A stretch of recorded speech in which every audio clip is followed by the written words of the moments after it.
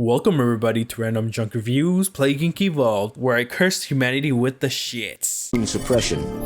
Cause of death appears to be catastrophic organ failure. Findings match reports coming out of China. This is highly concerning. The deceased may still be infectious. Randomjeanc Evolved is a early access strategy genocide simulator. Basically a genocide simulator where your job is to eradicate humanity in multiple different isolated scenarios. Why? Because you're a fucking dickhead, that's why.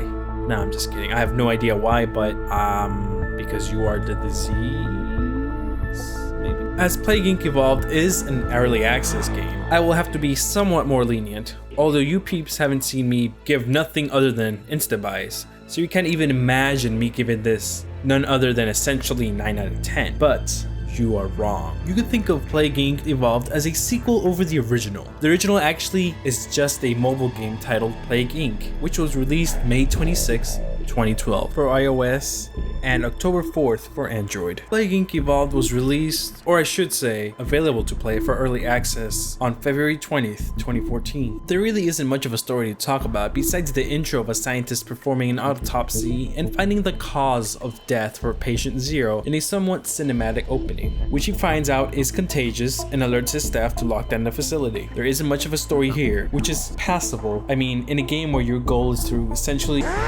all of humanity, there is not much room for a cohesive story, now is there? And that's perfectly fine by me. Randomjeanc Evolved is a somewhat pretty looking game with nice weather effects and a detailed map of the world's geography. The user interface, menu, and submenus that provide details and stats all look very nice. Diseases have a certain color to each one, and as it spreads, it will start colorizing areas of infection, which is a nice touch. You can zoom into a country for stats and details to find out what percentage is diseased, how many are healthy, and lab funding stats for research. It is too bad that most pictures for countries have the same set of stock images of not even famous landmarks, just random buildings and scenes. I mean, it doesn't really matter, it is just kinda strange to see most countries have the same buildings and backgrounds. For example, all of Europe including Greenland has the same exact bridge with the same buildings in the background. But I mean, it doesn't really matter, it is just really a nitpick. The music is decent, even though most of the time I hear the same song. I think it only really changes when you select a different disease to play as. But it never really got annoying even if you did hear the same song. It is somewhat soothing. 30+ minutes of original music, but I swear I always got the same track. It's fine. There are some tracks that I really enjoy. Too bad it doesn't play as often as it should. And last but not least, the gameplay. So the goal of the game is to essentially the planet. As you would have guessed, first you select a type of pathogen and then name it. And yes, you can call it stupid and immature funny names for those of you who want to do so. For example, when I called my disease the shits, and I infected hundreds to thousands of people with the shits. After giving the inappropriate name, you can select attributes that have to be unlocked by completing a full victory. These attributes modify your plague. You can cause it to spread extra fast, from airplanes, boats, or even closed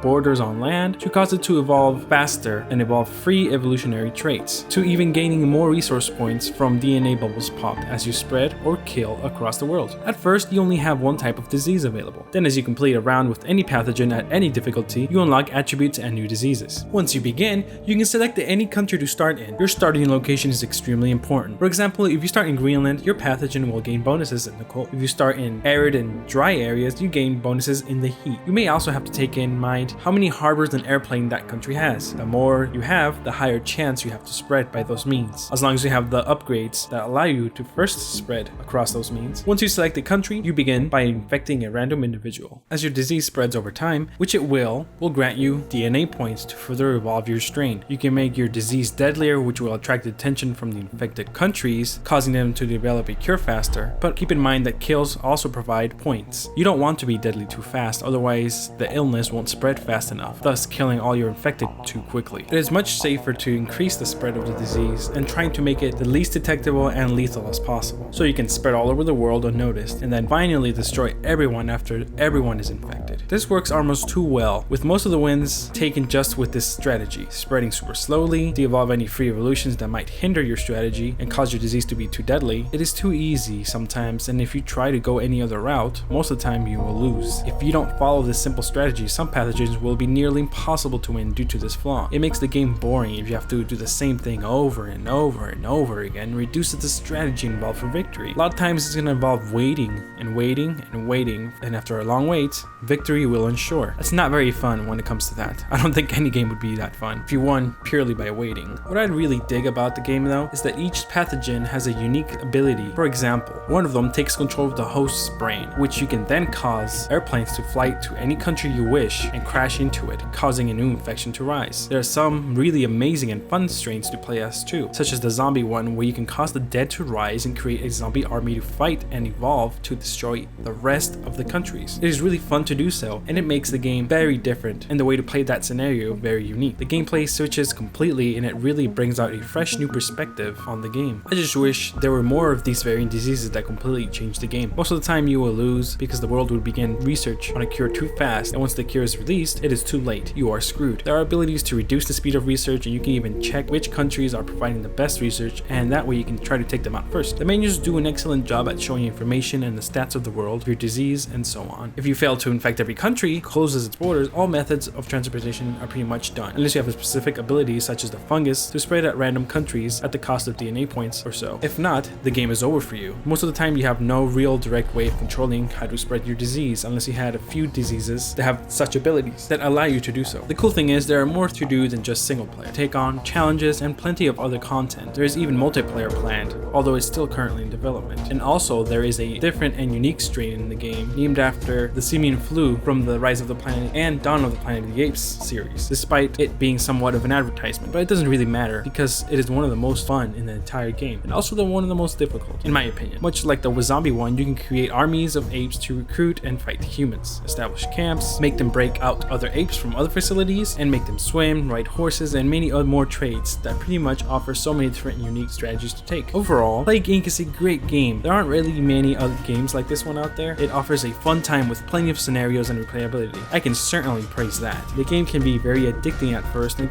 then can burn out as fast as it begun. There are plenty of updates, constantly adding many new features as time goes on, and there's certainly plenty of potential in here. However, the game can get repetitive quickly, and I can certainly tell its gameplay is tailored for quick gameplay sessions at a time. I can imagine how this can excel on the go and be played for some quick sessions. I don't think it is meant to be played for hours and hours on end, as it can certainly get old very fast. And the $15 price tag is quite hefty for what you get, but I think, to be honest, it's a little overrated and slightly overpriced. I mean, with that price tag, you can purchase The Binding of Isaac, which currently possesses over 500 hours of unique content, as well as the Rogue Legacy, which also contains hundreds of hours of gameplay. I for once disagree with the fellow Steam players, and I believe that most people who played it for a short amount of time gave it too much of a high rating. With all that being said, Plague Inc. Evolved for the PC receives a GG. The game suffers from too many issues that keeps it away from an insta-buy. And once again, everybody, thank you so much for sticking on by. I know it had been ages since I last uploaded a video, but to make up for that, I shall definitely try my best to upload before a full week passes, certainly. I already have a few games in mind of which ones to do next. Here's a link for my past videos. If you haven't seen them, go ahead and check it out. This is Randomjeanc, signing off.